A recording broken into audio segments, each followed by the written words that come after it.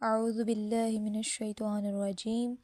بسم اللہ الرحمن الرحیم۔ علم القرآن آن لائن اکیڈمی میں آپ سب کا ویلکم ہے۔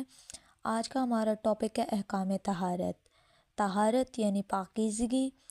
تمام عبادات کے لیے پاکیزگی اور طہارت شرط ہے، اور اس کے لیے سب سے پہلی شرط جو ہے وہ پانی ہے۔ تو احکام طہارت میں سب سے پہلی چیز جو ہے وہ پانی آ جاتا ہے۔ پانی کی دو اقسام ہیں، پانی یا تو مطلق ہوتا ہے یا مضاف ہوتا ہے۔ مطلق پانی کون سا ہوتا ہے؟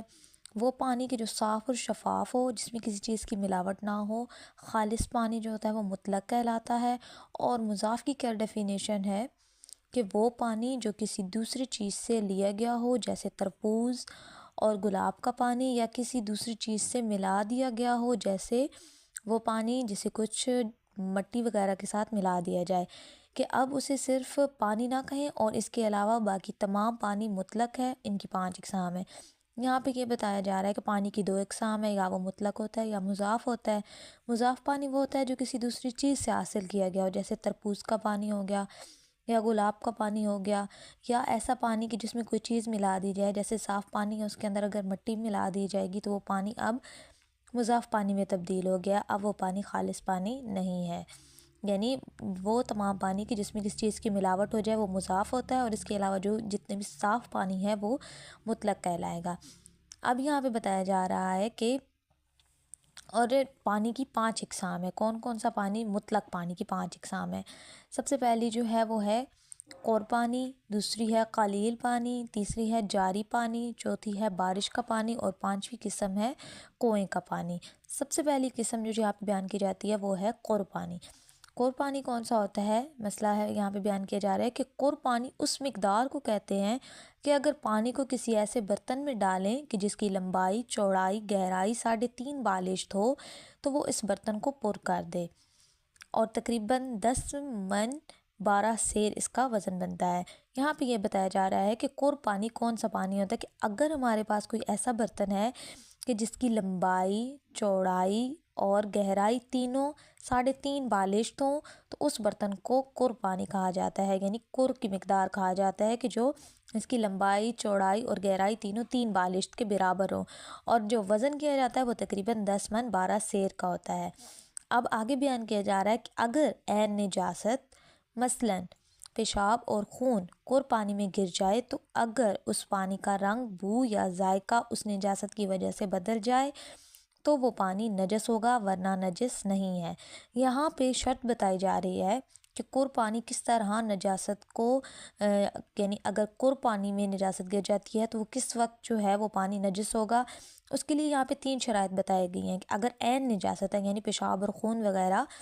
قور پانی کی مقدار ہے، یعنی ایسا برتن ہے کہ جس کی لمبائی، چوڑائی، گہرائی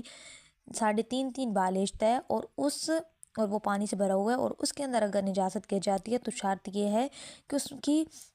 رنگ بھی اس کا تبدیل ہو جائے، بو اور ذائقہ تینوں اس کی جو ہے اس نجاست کی وجہ سے بدل جائیں تو وہ پانی نجس ہوگا۔ اگر رنگ، بو اور ذائقہ تبدیل نہیں ہوتا تو وہ پانی نجس نہیں ہوگا۔ اگلے مسئلے میں بیان کیا جا رہا ہے کہ اگر قور پانی کی بو نجاست کے علاوہ کسی چیز سے متغیر ہو جائے تو وہ نجس نہیں ہوگا۔ یعنی یہ جو شرط ہے یہ نجاست کی شرط ہے۔ اگر قور پانی نجاست کی وجہ سے اس کا رنگ، بو اور ذائقہ تبدیل ہو جاتا ہے تب وہ نجس ہے، لیکن اگر پانی کی بو نجاست کے علاوہ کسی اور چیز سے متغیر ہو جاتی ہے تو وہ پانی نجس نہیں ہے۔ جیسا کہ پانی کے اندر اگر کچھ ملا دیا جائے، جیسا کہ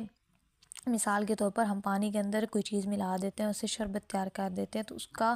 خوشبو اس کی آ رہی ہے، تو اب اس کی خوشبو چینج ہو گئی ہے، تو اس کا یہ مطلب نہیں ہے کہ وہ پانی نجس ہو گیا، بلکہ وہ پانی مضاف ہو گیا ہے۔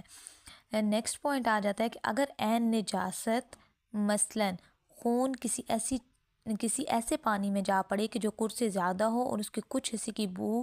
رنگ یا ذائقے کو بدل دے، تو پانی کا وہ حصہ جو نجاست سے متغیر نہیں ہوا، اگر قور سے کم ہے تو تمام پانی نجس ہو جائے گا، اور اگر قور سے زیادہ ہے تو صرف وہ حصہ جس کا بو، ذائقہ یا رنگ بدل گیا ہے نجس ہوگا۔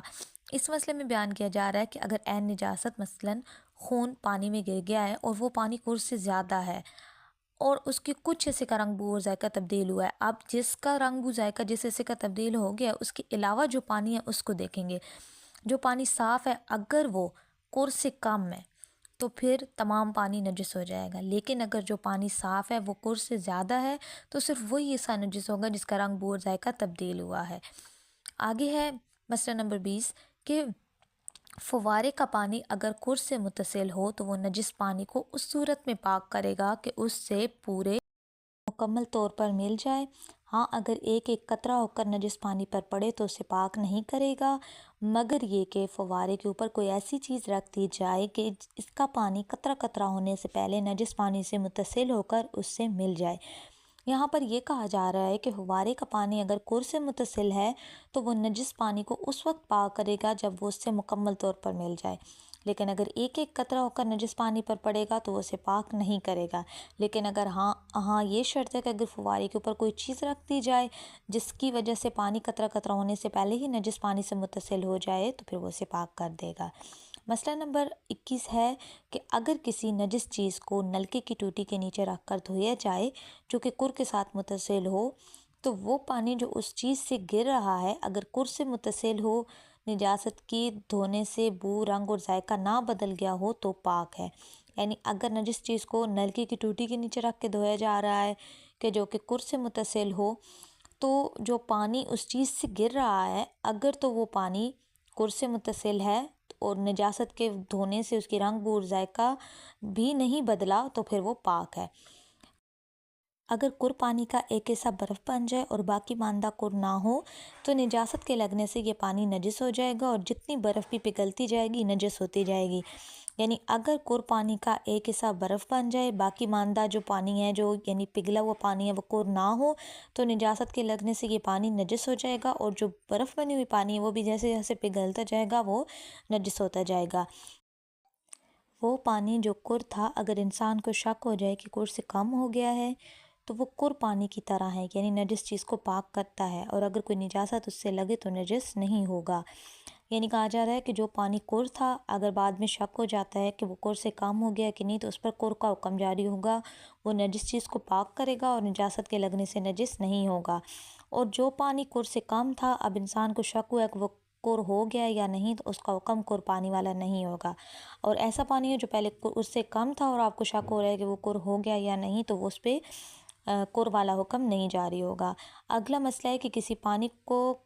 کر ہونا دو طرح سے ثابت ہوتا ہے، یعنی کوئی پانی کر ہے یا نہیں تو یہ دو طرح سے تشخیص ہوگی۔ سب سے پہلا طریقہ یہ ہے کہ انسان خود اس کی تشخیص دے، یعنی انسان کو خود علم ہو، اور دوسرا یہ کہ دو عادل مرد گواہی دیں، یعنی دو عادل مرد اس بات کی گواہی دے دیں کہ یہ پانی کر ہے تو وہ کر ثابت ہوگا۔